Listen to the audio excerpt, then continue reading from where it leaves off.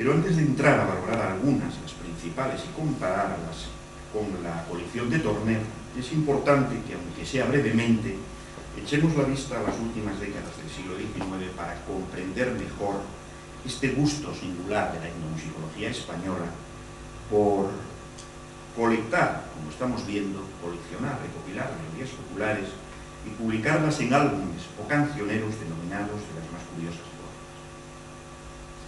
Efectivamente, a partir del último tercio de esta centuria se comienzan a publicar cada vez más cancioneros populares con música dedicados a España en general o a alguna de sus regiones o países en particular.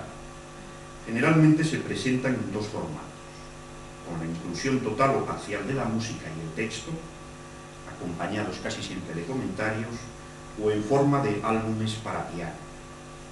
Esta segunda era la fórmula más antigua, que tenía que ver con la estética de la música de salón, donde la armonización tenía una gran importancia, como estamos viendo en este Todo por Asturias, por ejemplo, de Rufino González Nuevo y Miranda.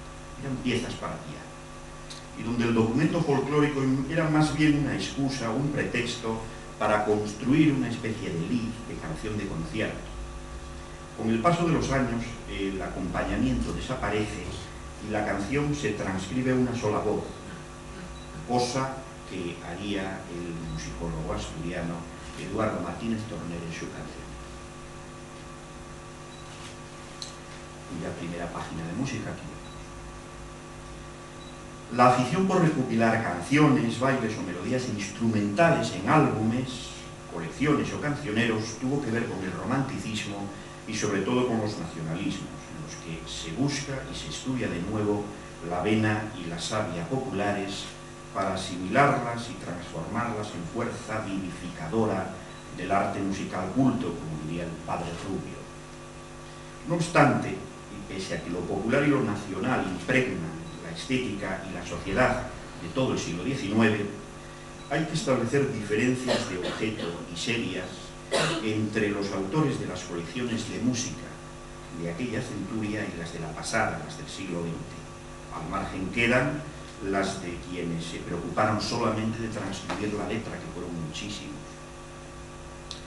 Por aires o cantos nacionales o populares se entendía a principios del XIX lo que en líneas generales llamamos hoy música popular, de moda o en boga, conocida y tarareada por el pueblo. La inmensa mayoría de los himnos patrióticos, como la colección de canciones de Nicolás Gómez de Requena, estaban en esa línea. Llegan hasta los ecos de la coma incenga y están detrás de lo que el malagueño de una mocarra, Eduardo Coñebrivas, llamó cantos nacionales.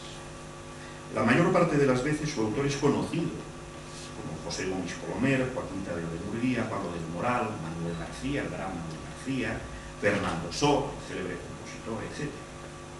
Los aires suelen ser bailes y danzas españolas. Seguidillas, tiranas, polos, malagueñas, fandangos, boleros, sobre todo estos dos últimos, fandangos y boleros, considerados por los europeos como genuinamente españoles.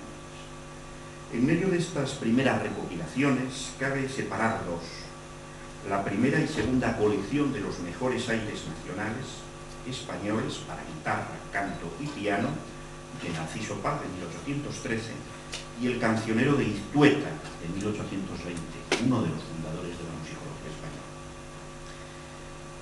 Y la del compositor ruso, también, ¿por qué no?, Mijail Glinka, muy desconocida, que aprovechó su viaje a España para recoger 17 canciones que tienen la importancia, por su fecha, 1845-1846, por el hecho de tratarse de un cuaderno de campo y no de una edición, con sus consabidas servidumbre siempre, y por los títulos que en ella aparecen, en asturiano, que es posible que fuera la música tradicional que más se llamó, que más se tocó, que más llamó la atención del ruso en su tourné por España.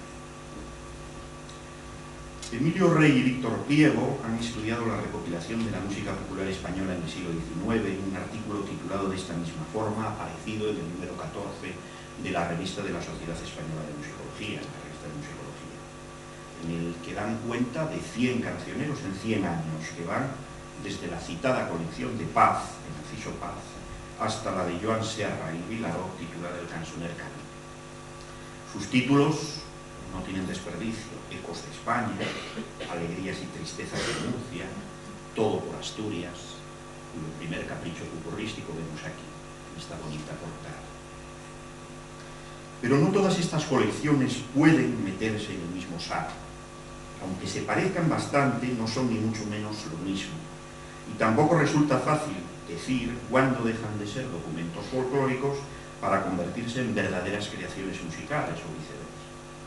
Algunos sí son, en mayor o menor medida, cancioneros musicales, populares, tradicionales o las dos cosas al mismo tiempo, armonizados o no para piano, piececitas de salón. Es, por ejemplo, el caso de los cantos españoles del anteriormente mencionado Eduardo Bocón, pero no de otro. El asturiano Anselmo González del Valle, nacido en La Habana en 1852 y muerto aquí en Oviedo en 1911, es autor de piezas para piano llenas de fuerza y bravura. Facilitó a Pedrell temas para su cancionero, pero sus rapsodias, aquí estamos viendo una, o sus melodías asturianas hablan un lenguaje que, como el de las 7 canciones populares de Falla, tienen un interés muy relativo para conocer el folclore musical del tiempo, salvo que de la noche a la mañana fueran las únicas piezas de que dispusiéramos para tal fin. Tampoco corrieron todas la misma suerte, aunque la gran difusión que en general tuvieron fuera uno de los rasgos más característicos de ellas, desde las más antiguas hasta las más recientes. En Asturias hallamos aquí cancioneros que alcanzaron hasta 9 ediciones, como le ocurrió al álbum de Fidel Maya, Barandalla y Francisco Rodríguez La Bandera, Alma Asturiana, selección de los cantos, aires, danzas, payarieres y bailes asturianos antiguos y modernos más típicos de la rica Asturias, su bonito segundo título, o subtítulo. Por otra parte, estas colecciones, como algunas piezas inspiradas en el folclore, gustaban mucho al otro lado de los Pirineos y allende el Atlántico. La firma de cosecheros y exportadores de sidra Valle y Fernández regalaba una partitura con temas asturianos armonizados para piano, titulada Ecos de Taitero, por ejemplo. De su impresión se lee que se tiraron más de 200.000 ejemplares de aquellas partituras. Y pocos compositores, además, preferían verlas editadas aquí antes que allí, fuera. Aportaban el toque de exotismo justo y, como diría Baroja, llevaban el sabor y el olor de la tierra en que habían nacido. Y por si fuera poco, además no eran muy difíciles de interpretar, eran fáciles, satisfacían, vamos, a todo el mundo. Compartiendo espacio con colecciones que nada tienen que ver con ellas, pero que han contribuido a ese singular gusto de nuestra disciplina de la etnomusicología por el cancionero, uno de sus invariables castizos, podríamos decir, parafraseando a Chueca Goitia. El siglo XX también está lleno de ellas.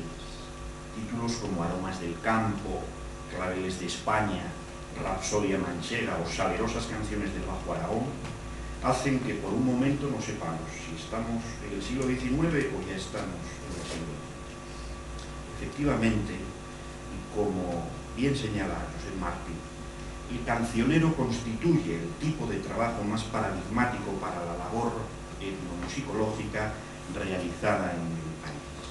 En él, en el cancionero, se refleja a la perfección la importancia dada al producto, la canción, la pieza instrumental, el instrumento musical, siempre en peligro de extinción.